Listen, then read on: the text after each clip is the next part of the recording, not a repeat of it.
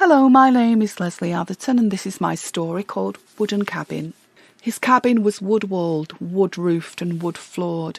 His heart was wooden too, if you chose to believe the constant accusations of ex-partner Jo with a lowercase j.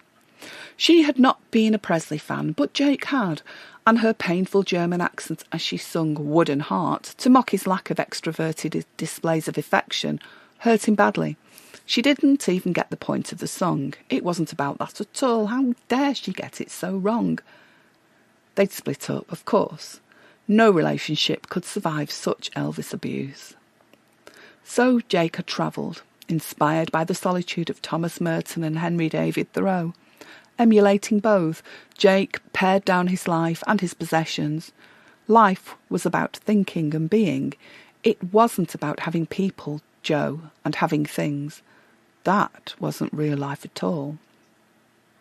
At Walden Pond, Thoreau had removed a beautiful found stone from his tiny self-built cabin.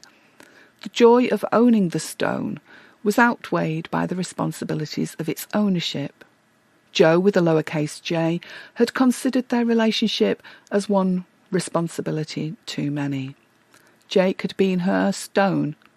Stone and wood, how very elemental.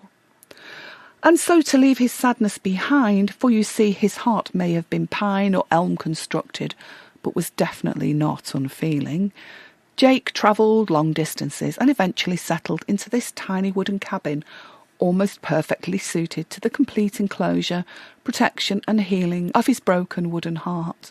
Jake read Into the Wild, the story of an idealistic young man's spiritual adventure of anti-materialist joy, and soaked up the sentiments of Thoreau as if each written word was food to his starving soul.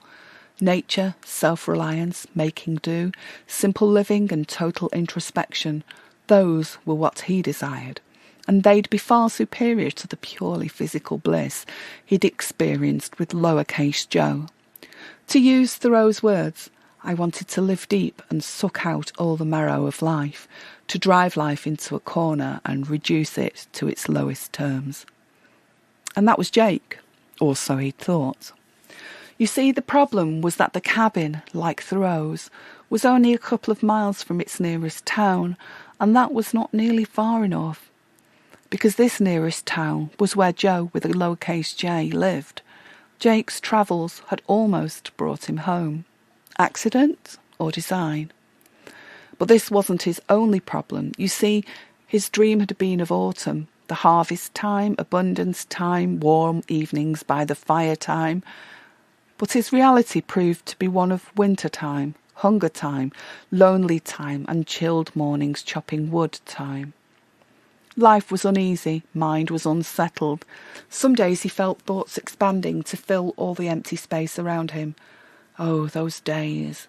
Revelatory and purposeful, those thinkings could cure cancer, eradicate famine, and bring new planets into existence. But on other days, those head in of ice days, the pain and pressure of simply placing one foot in front of another, or slopping canned food into a saucepan, was too much to bear. And tears threatened to rot his wooden heart, the wooden heart of the wooden puppet whose only wish was to be a real boy, with a real girlfriend. He'd been 8 months at the cabin when it happened. Lowercase Jo, the hiker and almost adventurer, came walking along the public footpath which passed his cabin. Her surprise as she saw a bearded and dishevelled Jake collecting water from the lake, how unhygienic, was short-lived.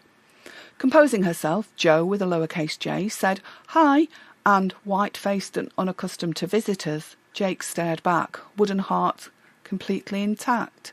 How surprising. How? Why? Because that was the day he stopped believing. He stopped believing that someone else had the power to hurt him. He stopped believing that he was worthless and that his heart was cold and hard.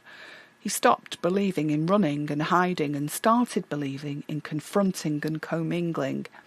Imperceptibly, day by day, he'd stopped believing only in her and had started once again to believe in himself and the world out there.